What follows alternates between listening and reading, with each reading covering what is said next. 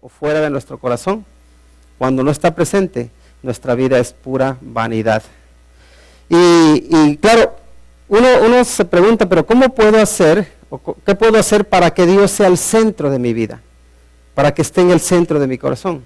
Entonces, estas próximas semanas vamos a estar hablando sobre Dios ocupando el centro del hogar, ocupando el centro de nuestra vida, ocupando el centro de nuestro trabajo, el centro de nuestras finanzas, incluso el centro de nuestro ocio. Entonces esos son temas que vamos a ir desarrollando a lo largo de esta semana, o estas semanas, perdón, y hoy vamos a concluir el Eclesiastés y vamos a iniciar esta serie de temas que vamos a estar tratando, que tiene que ver con que Dios esté en el centro para dar sentido a nuestra existencia, a nuestra vida. Entonces, si queremos resumir los temas que vamos a estar tratando, va a ser Dios en el centro. Punto. Muy bien, voy a invitarles para que den lectura, para que demos lectura a la palabra de Dios en Eclesiastés, capítulo 12, versículos del 9 al 14. Dice: y cuanto más sabio fue el predicador, tanto más enseñó sabiduría al pueblo, e hizo escuchar, e hizo escudriñar, y compuso muchos proverbios. Procuró el predicador hallar palabras agradables, y escribir rectamente palabras de verdad. Las palabras de los sabios son como aguijones, y como clavos hincados son las de los maestros de las congregaciones dadas por un pastor. Ahora, hijo mío, a más de esto, sé amonestado. No hay fin de hacer muchos libros, y el mucho estudio es fatiga de la carne. El fin de todo el discurso oído es este: teme a Dios y guarda sus mandamientos, porque esto es el todo del hombre.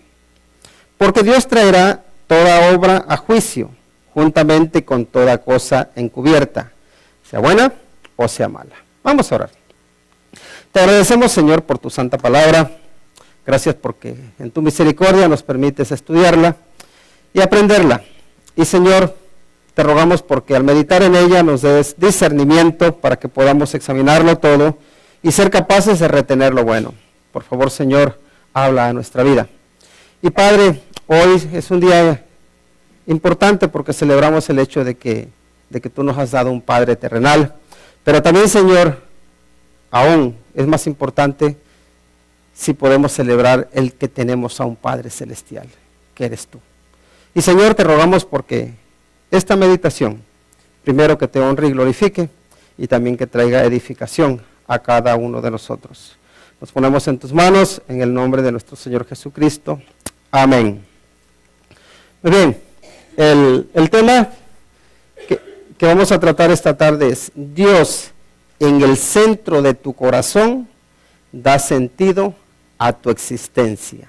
Dios en el centro de tu corazón da sentido a tu existencia. Y los primeros versículos quizá no estén tan enfocados en ese tema, pero la realidad es que cuando nosotros tenemos a Dios en el centro de nuestro corazón, somos sabios. Si Él está en el centro de nuestro corazón, tenemos sabiduría. Y sabemos que aquí Salomón nos dice que el sabio enseña sabiduría. Y aquí estamos viendo en estos últimos versículos un resumen podemos decir, de lo que es importante. Entonces nos dice el versículo 9: y cuanto más sabio fue el predicador, tanto más enseñó sabiduría al pueblo, e hizo escuchar, e hizo escudriñar, y compuso muchos proverbios. Entonces, si hay sabiduría en una persona, ¿qué va a pasar con esa persona? Va a transmitir sabiduría. Y cuanta más sabiduría tenga, más sabiduría va a dar o va a transmitir. Y ahí, pues debemos empezar con esto: ¿seré sabio? o seré un necio? ¿Seré sabio o seré un necio? Y claro, aquí no estamos para señalar a nadie, ¿verdad? Porque cuando señalamos a otras personas, pues nos estamos convirtiendo en jueces, pero estamos ocupando un lugar que a nosotros no nos corresponde. El ser sabio, creo que nos corresponde evaluarnos de forma personal. Y cuando hablamos de si soy sabio o si no soy sabio, pues es un poco difícil incluso decir soy sabio o no soy sabio, porque si tú dices que eres una persona sabia, ¿no te parece que lo que estás haciendo es ser una persona vanidosa, orgullosa? Y cuando uno es orgulloso, cuando uno es vanidoso, cuando uno presume de lo que es, en realidad uno no está siendo sabio, uno está siendo necio. Pero entonces hay forma de medir la sabiduría o de decir si estoy actuando sabiamente o no estoy actuando sabiamente. Y creo que sí hay forma. Y la forma en que se puede medir si uno está actuando sabiamente o no está actuando sabiamente es si estás actuando conforme al temor de Dios o si estás actuando en desobediencia a Dios. Eso creo que nos ayudará. Y normalmente la norma, la regla que tenemos para medir la sabiduría no es en cuál es mi opinión o si mi opinión es mejor que la de los demás, sino mi opinión, mi enseñanza está de acuerdo con lo que Dios dice, con lo que su palabra dice. Y si mi opinión está de acuerdo con lo que es la opinión de Dios, entonces seré sabio.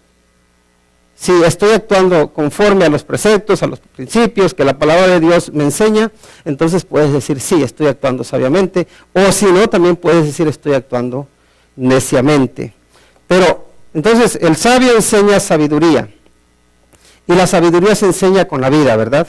Se enseña principalmente con las decisiones. Y aquí quería traer a colación el hecho de que estamos celebrando el Día del Padre.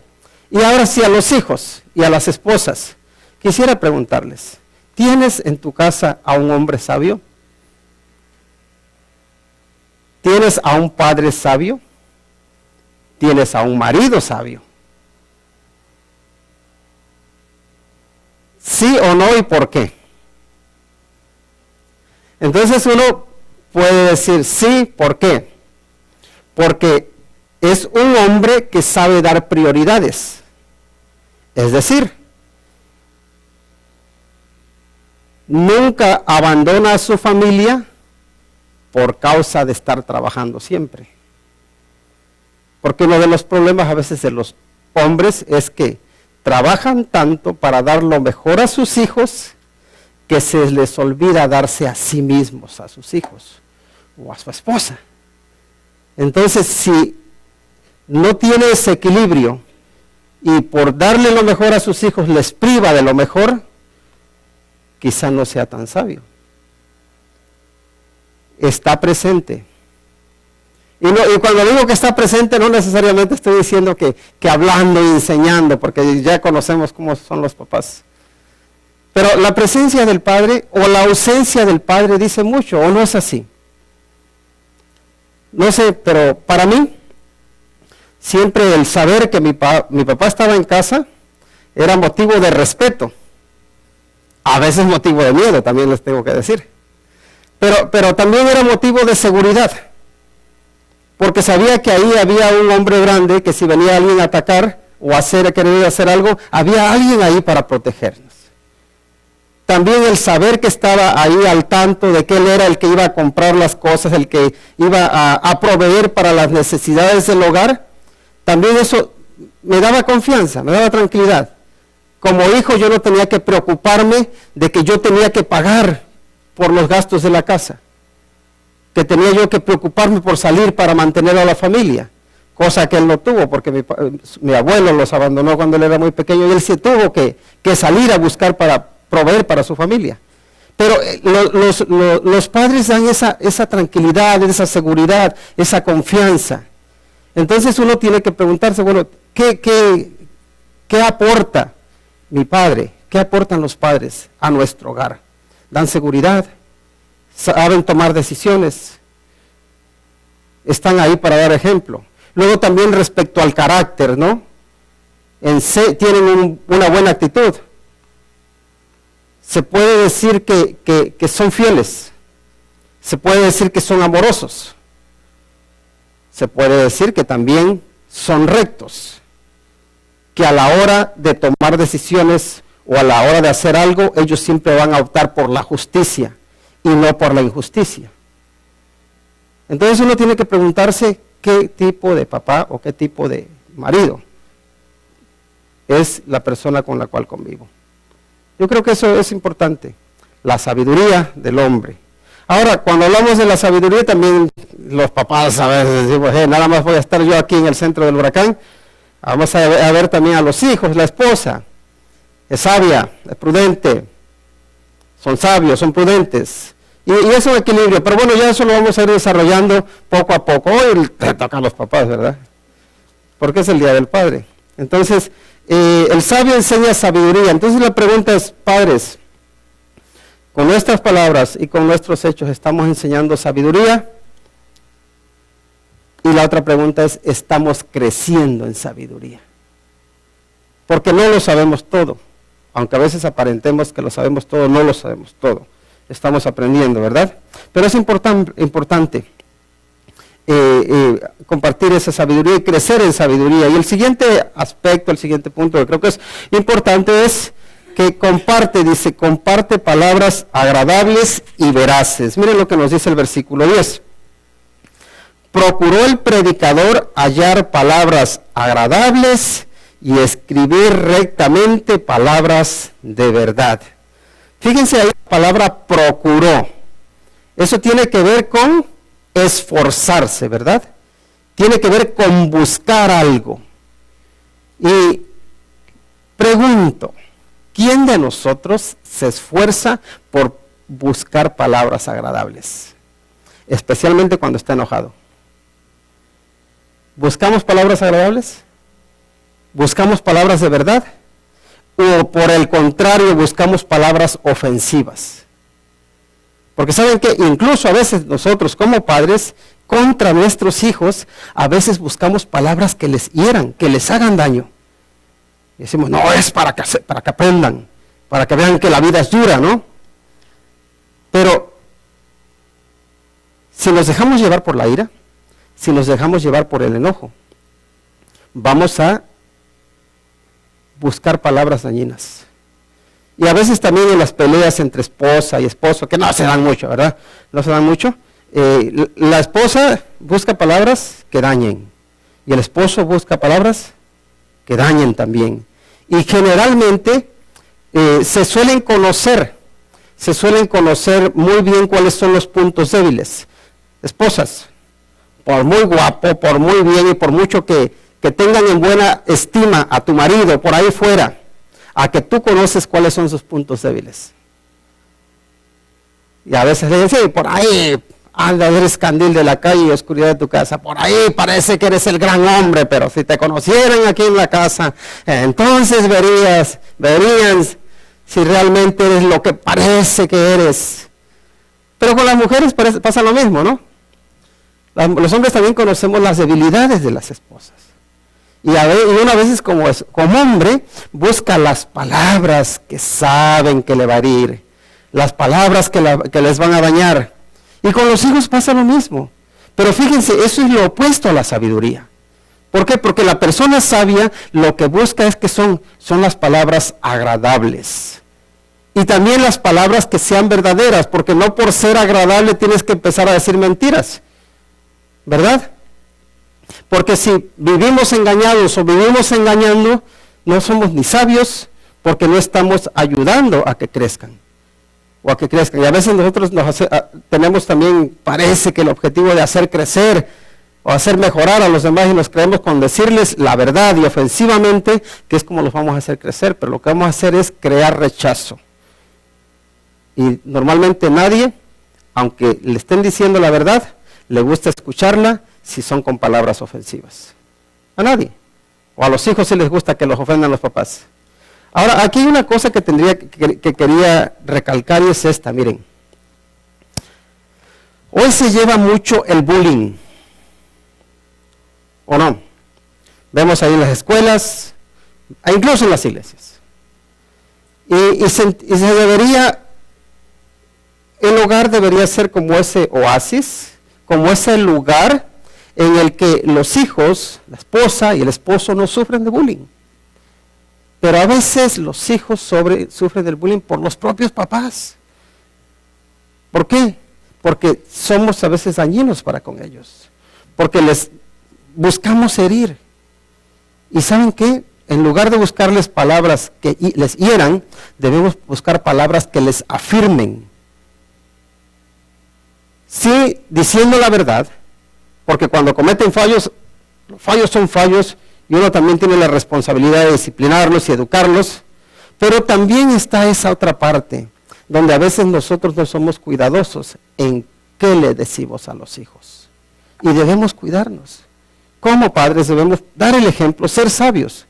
Entonces hay que buscar como palabras agradables y palabras que de verdad. Y esa palabra me gusta, y me gusta esa frase, procuró, dice el predicador, hallar palabras agradables, dice, y escribir rectamente palabras de verdad.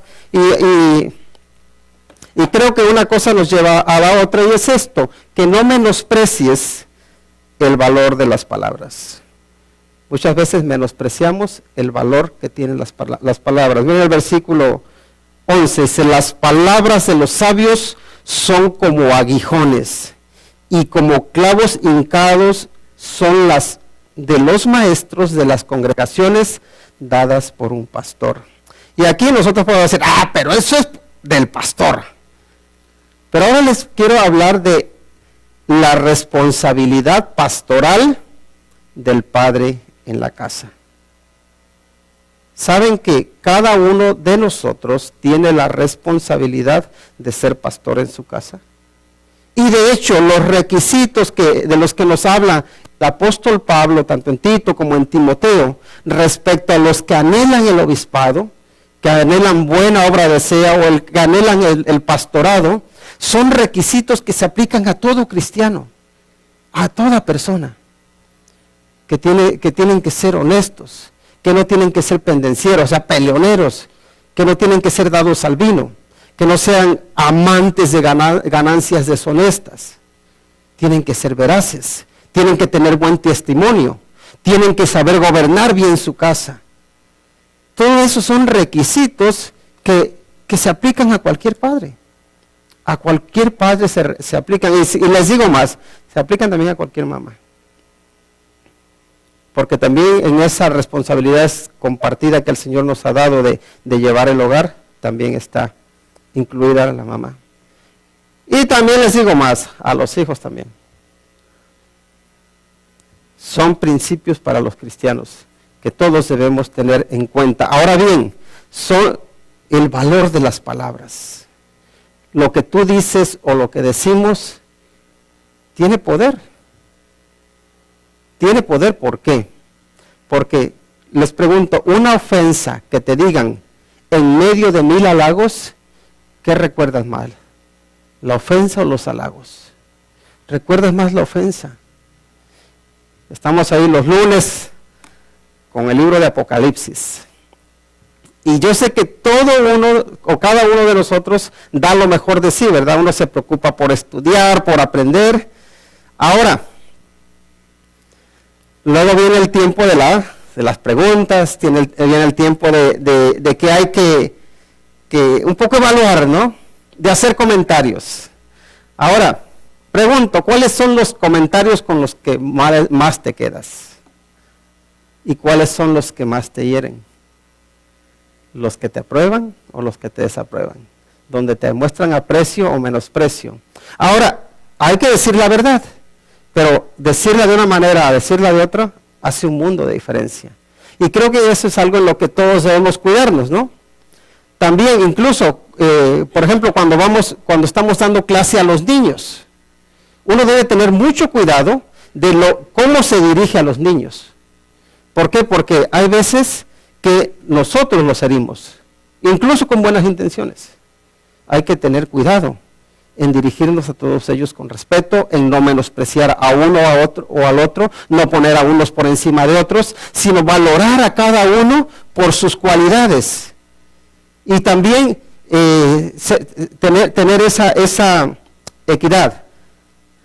¿Por qué? Porque muchas veces nosotros pues hacemos acepción de personas. Las podemos hacer con los niños, pero también las podemos hacer con los mayores. Y ahí hace falta tener ese cuidado, hay que ser sabios. Ahora, el uso de las palabras. Una de las cosas que creo que más nos ayuda a nosotros para hablar cosas buenas, ¿qué creen que es lo que más nos ayuda?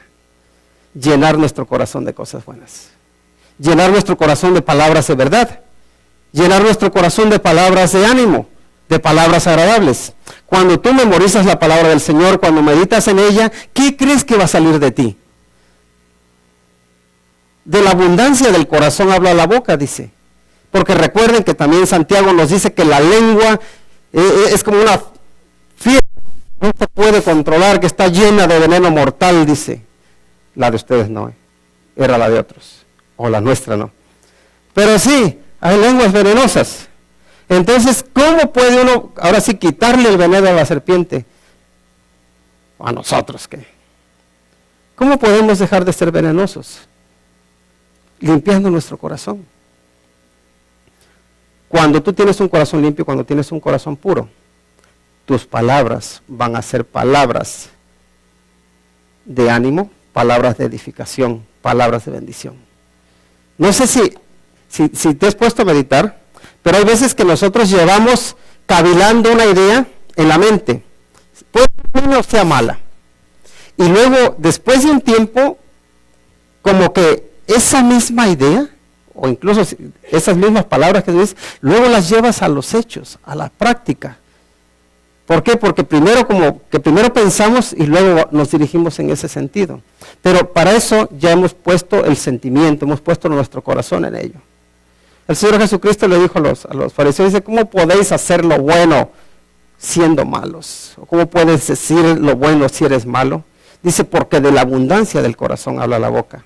Entonces, no es posible hacer lo bueno, decir lo bueno si eres malo, porque por los frutos se muestra lo que hay en tu interior. Ahora, para poder hacer lo bueno y decir lo bueno, es necesario, ¿sabes qué? Cambiar el corazón. Eso es importante. Y ahí está, no menospreciar lo que hay en tu corazón, para no menospreciar lo que habla tu lengua. Y seguimos adelante. Y aquí vamos a ver un poquito lo que es, podemos decir, el sentido o el resumen general de todo el libro de Eclesiastés. Dice en el versículo, los versículos 12 y 13.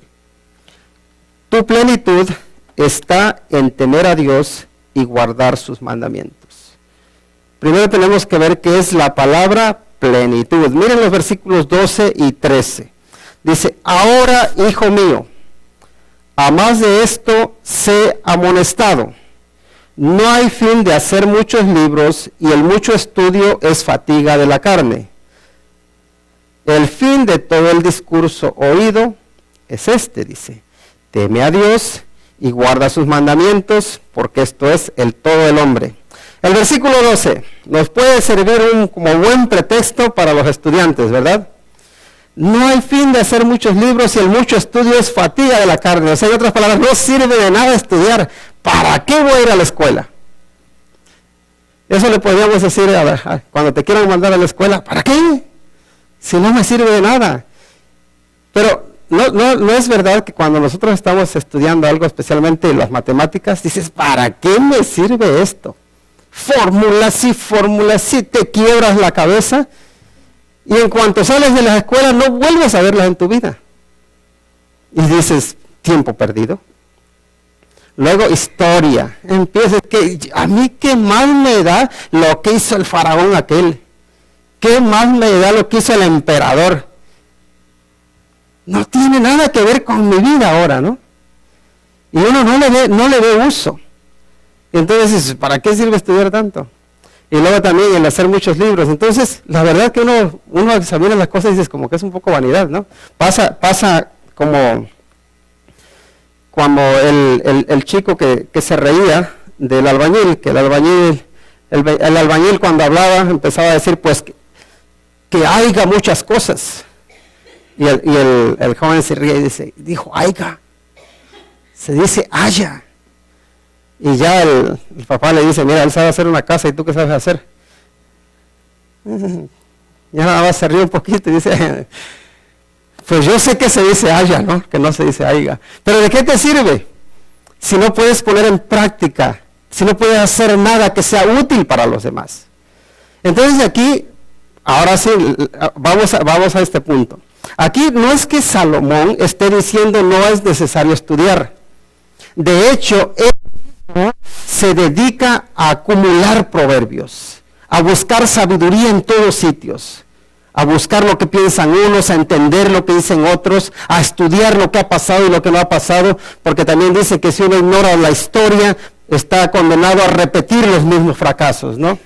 Pero y uno aprende principios. Pero aquí la idea es esta, mira, si tú crees que por saber mucho vas a estar completo, que por saber mucho vas a estar lleno, estar satisfecho, te puedo decir que vas a estar vacío. Y de hecho les digo algo más. Normalmente la gente que más sabe es la gente más pesimista. La gente que más sabe suele ser la gente más pesimista. Los que más tienen conocimiento de cómo funcionan las cosas, de que, por ejemplo, que el mundo pende de un hilo, que nuestra vida pende de un hilo, que podemos morirnos en cualquier momento, que nada hay seguro, entonces la gente se da mucho al pesimismo. ¿Por qué? Porque el estudio, el conocer demasiado, no te da seguridad, no te llena. Si tú crees que por tener un PhD, un PhD, o por tener los más altos, vamos a decir, grados de estudio, si crees que eso te va a llenar, que te va a ser importante, que te va a sentir que tu vida está completa, nos está diciendo no te engañes, porque eso es vanidad también. De hecho, todo lo que tú y yo podamos lograr en esta vida, sea dinero, sea trabajo, sea posición social, sea de estudios, sea de carreras, lo que sea, cualquier cosa que tú logres, si no está Dios ahí en el centro, va a ser vanidad. No va a servir de nada. Va a estar vacío. Y entonces él ahora nos dice en el versículo 12, perdón, en el 13, el fin, dice, del todo el discurso oído es este, como el propósito por el que hemos estado estudiando todos estos 12 capítulos, que hemos estado todas estas semanas meditando en qué escribió aquí el predicador, es este, dice, teme a Dios y guarda sus mandamientos. Teme a Dios y guarda sus mandamientos. ¿Por qué dice? Porque esto es el todo del hombre. Lo que te va a llenar a ti, lo que va a dar sentido a tu vida, seas joven, seas niño, seas adulto, seas anciano, lo que va a llenar tu vida, lo que realmente le va a dar valor, dice, es que tú tengas el temor de Dios en tu corazón, en tu vida. ¿Y cuál es el temor de Dios? Sí, está esa parte de miedo. Estábamos leyendo ahí en Apocalipsis, que habla de un ángel, ¿verdad? Que dice que pone un pie. Estamos en Los Ángeles como esos niños con carita bonachona, regordetes, y decimos, qué bonito, ¿verdad? Pero pensamos poco en esos ángeles terribles, fuertes, gigantes, que es capaz de poner un pie en la tierra y un pie en el mar, que es capaz de hacer que tiemble la tierra, que con un grito, con una voz, todo se estremece. Y pensar que eso es solo una pequeña creación de Dios. Cuando pensamos en la ausencia de Dios, en el estar, ahora sí, en el castigo sobre el que nos habla la palabra de Dios, ¿saben qué es lo menos que puede pasar? Uno tener miedo. Y dice que ese temor de Dios tiene que estar en nosotros. Pero hay otro sentido que también tiene la palabra temor o miedo. Y en Proverbios lo encontramos y dice que el temor a Dios es aborrecer el mal. Es decir, detestar el mal. Y ahí es donde creo que debemos nosotros preguntarnos, ¿yo aborrezco el mal o yo deseo el mal? ¿Qué es lo que hay dentro de tu corazón? ¿Deseas el mal o lo aborreces? Para los que tienen problemas con el alcohol o con las drogas, ¿deseas drogarte o aborreces drogarte? ¿Dónde están ahora sí nuestras emociones, nuestros sentimientos? ¿Cómo está tu corazón? ¿Temes a Dios? Ahora esa es la primera parte. La otra parte es con guardar sus mandamientos. Dice, teme a Dios y guarda sus mandamientos. Y guardar los mandamientos, fíjense que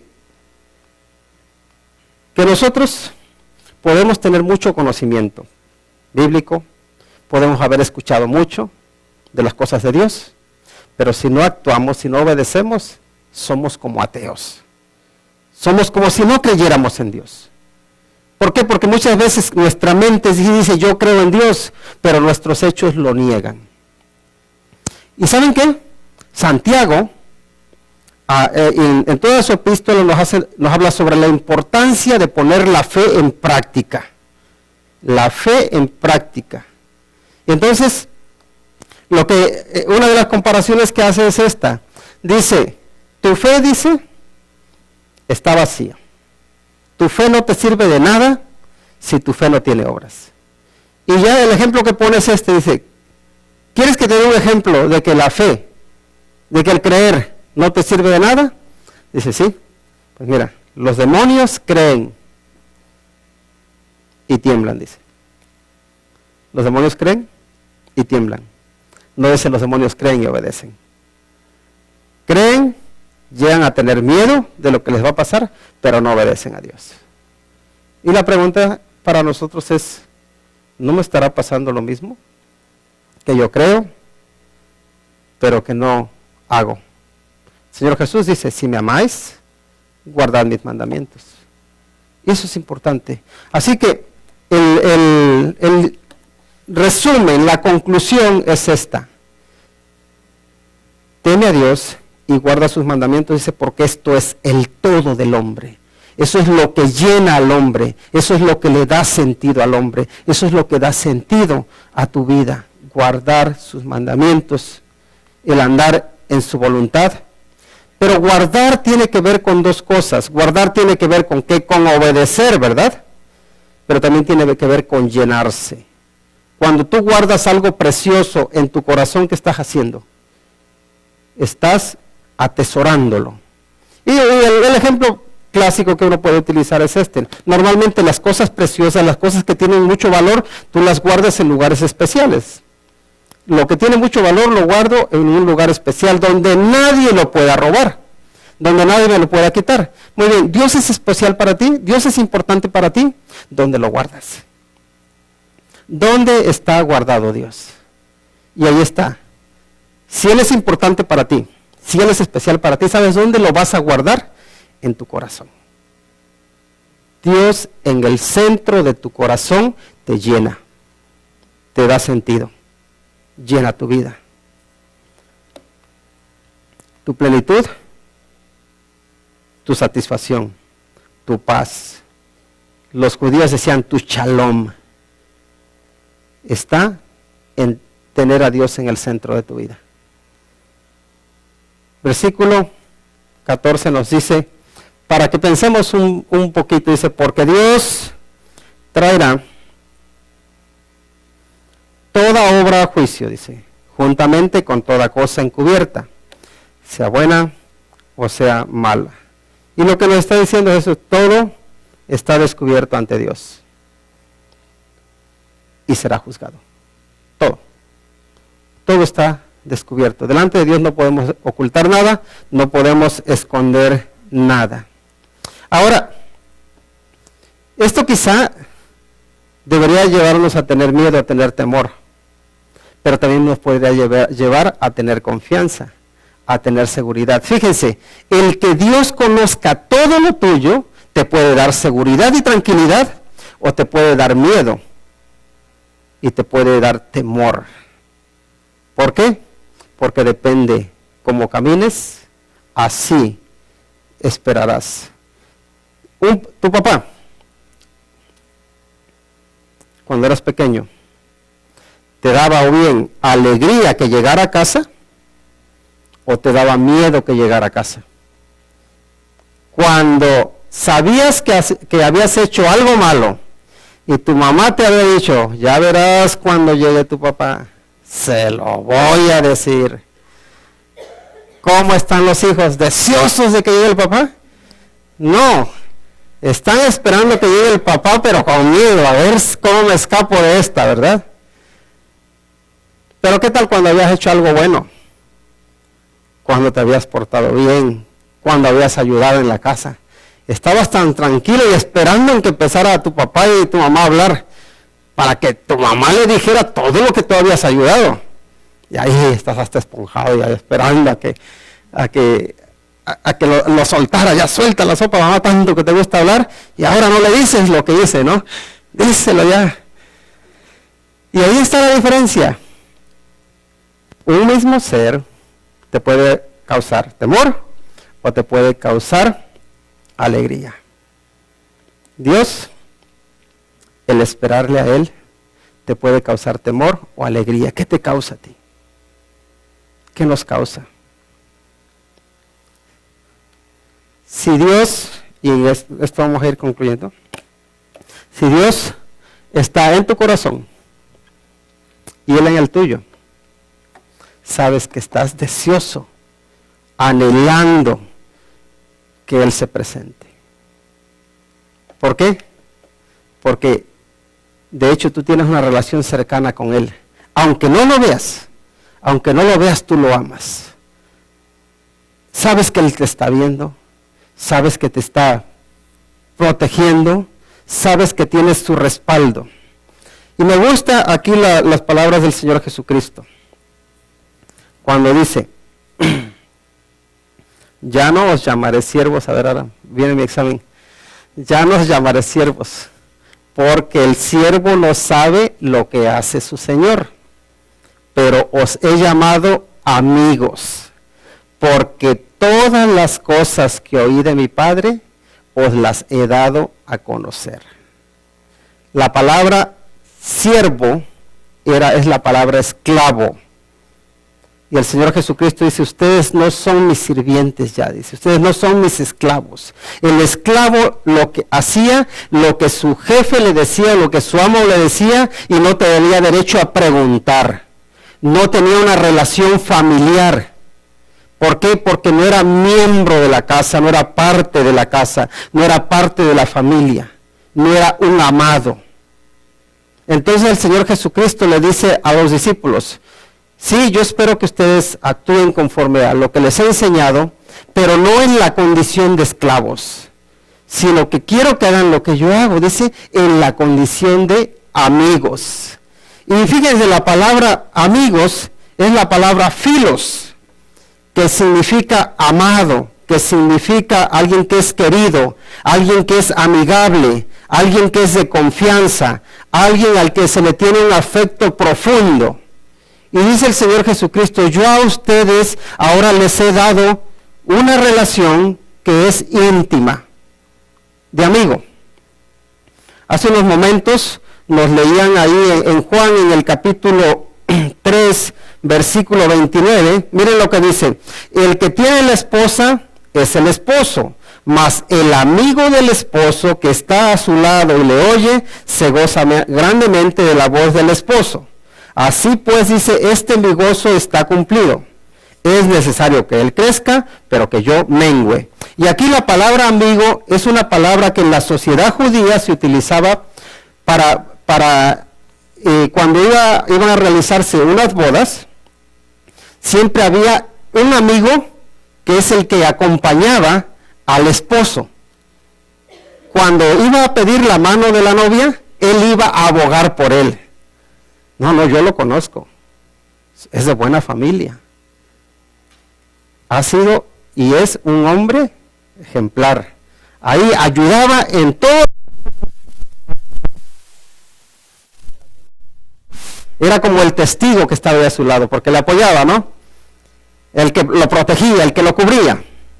Después, el mismo amigo es el que ayudaba con los preparativos de la boda. ¿Para qué? Para que no faltara nada. Y ahí estaba ese amigo pendiente. ¿Por qué? Porque tú a un amigo quieres lo mejor para él, ¿verdad? Y cada uno de nosotros creo que en algún momento hemos tenido a personas que han sido nuestros amigos o amigas. Tú tienes tu mejor amigo, tu mejor amiga, y entonces tú los secretos que haces, ¿se los confías a quién? A tus amigos, ¿verdad? A esos amigos profundos que tú tienes, que tú aprecias, por los cuales tienes un afecto profundo. Pues esta es la idea que nos da aquí el Señor Jesucristo de cuando yo los he llamado amigos. Juan se consideraba el amigo del Señor Jesucristo. ¿Qué es lo que hizo Juan? Juan vino a preparar un poco a la novia, ¿verdad? Vino a presentar al Señor Jesucristo, vino a allanar el camino, a que cuando llegara el Señor Jesucristo todo estuviera preparado. ¿Para qué? Para que el pueblo recibiera al Señor Jesús. Entonces, y dice que el amigo se goza de ver a su amigo con su esposa. Cuando dice, bien, ya encontró a la mujer que es su ayuda idónea. Va a ser feliz con ella. Va a formar un hogar. Y el amigo lo que hace es gozarse. Porque aquí la palabra amigo implica alguien que está unido en el corazón. Entonces el Señor Jesucristo lo que está diciendo, yo los he llamado amigos, dice, porque ustedes los llevo en mi corazón.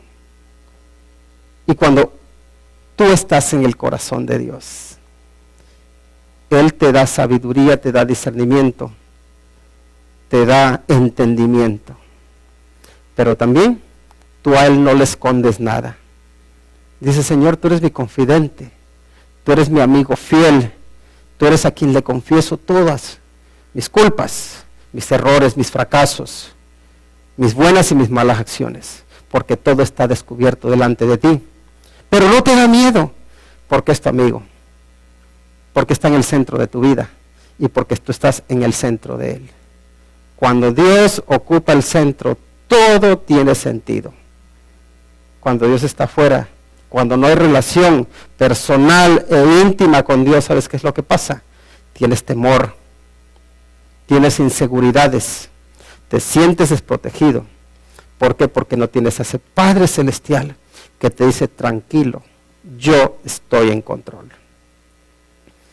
Quería mencionar de paso, solamente ahora que recordamos a los padres, la importancia de la presencia del Padre en la vida de los hijos.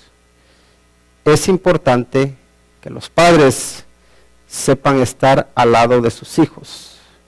A veces solamente con estar hacen un mundo de diferencia. Y yo sé que hay mujeres que están criando a sus hijos ellas solas y que se esfuerzan por hacerlo mejor.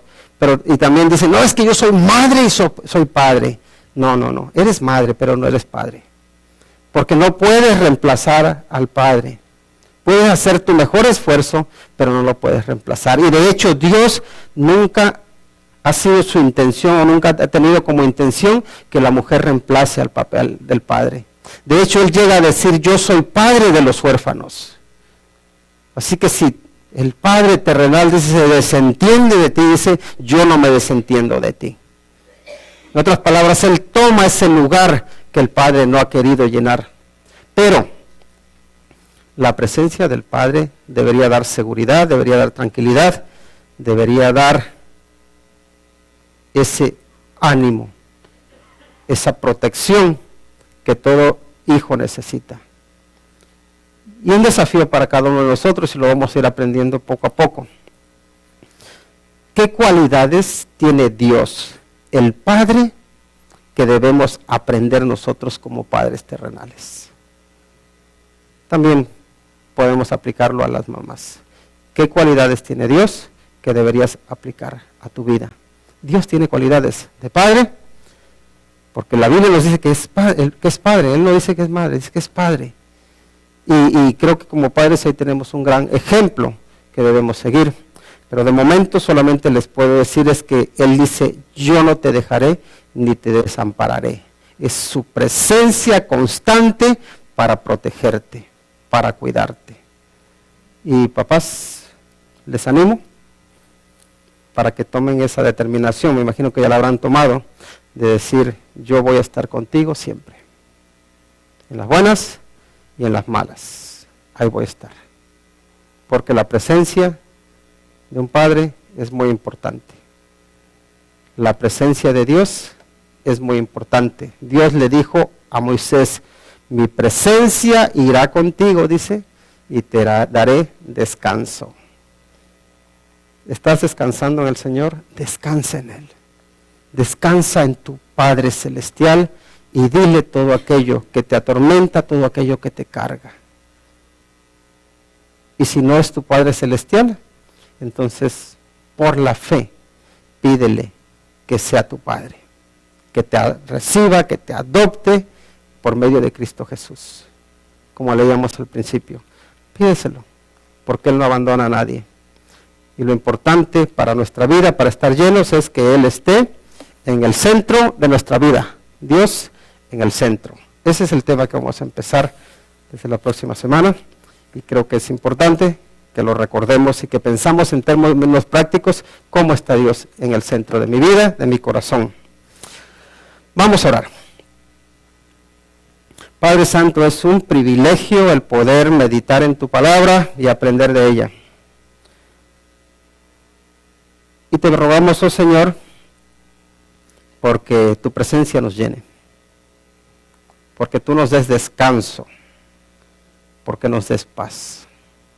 Y tú conoces cada uno de los que estamos aquí, tú sabes por lo que estamos pasando, tú sabes cuál es nuestra situación. Y no solo eres conocedor de lo que hay en nosotros, sino que también eres poderoso para obrar en cada circunstancia. Señor, para los que están alegres, con muchos motivos para celebrar, te pedimos que tu gozo siga llenándoles. Para los que están pasando por tiempos difíciles, por favor, Señor, levántales, llénales de tu paz, dales de tu descanso. Y Señor, para los que aún no te conocen como Padre, para los que no han experimentado el qué es tenerte a ti como Padre, te ruego porque tú por tu misericordia trates con sus vidas y que puedan, Señor, ellos entregarse a ti y reconocerte como Padre. Y Señor, por cada uno de nosotros, te pedimos porque tú en tu misericordia nos sostengas, nos fortalezcas, nos acompañes, nos guíes y que nos llenes de tu paz. Es en el nombre de Cristo Jesús que te lo pedimos. Amén. Que el Señor